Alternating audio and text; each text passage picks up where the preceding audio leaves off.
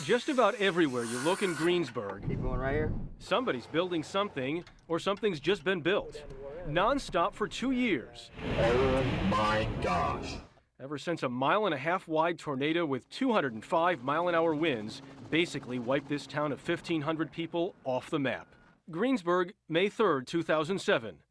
Then Greensburg, May 4th. Is there anything left? There's nothing. This was Jill Eller the next day. Oh my God. Hopelessly sifting through the ruins of her house and her life. How do you start? Like many here, her family lived in a trailer for 2 years, willing themselves to stay. We felt like we were abandoning ship if we left Greensburg.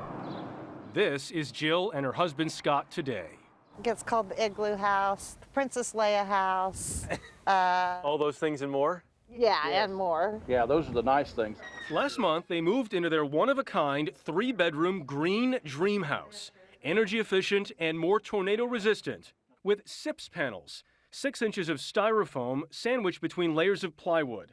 Their gas bill went from $200 a month to only $30, but their mortgage went from nearly paid off to $200,000.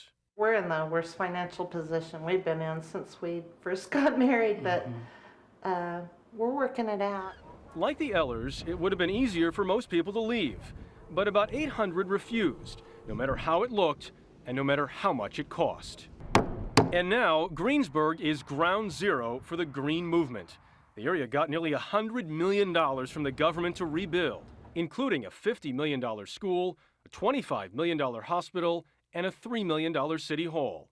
All of them certified LEED Platinum, the most energy efficient you can get, but not inexpensive. Greensburg has gone from a town that was celebrating its survival on the first anniversary of this tornado to one that is now asking serious questions about its future on the second. We expect to be bigger, stronger, and greener. The question is, what happens when all the aid money dries up? Can going green produce green? To survive, City Manager Steve Hewitt is tirelessly working to capitalize on his town's name by luring in green businesses, places that build products for wind and solar and other clean energy companies, which would mean critically needed jobs that so far have not materialized.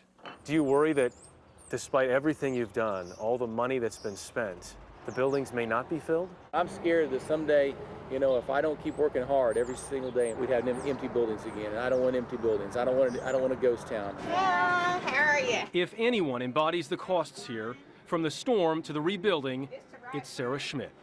The tornado took her husband Harold after 53 years of marriage. He had 5 surgeries, and every 48 hours they were doing surgery. I'm trying to save him.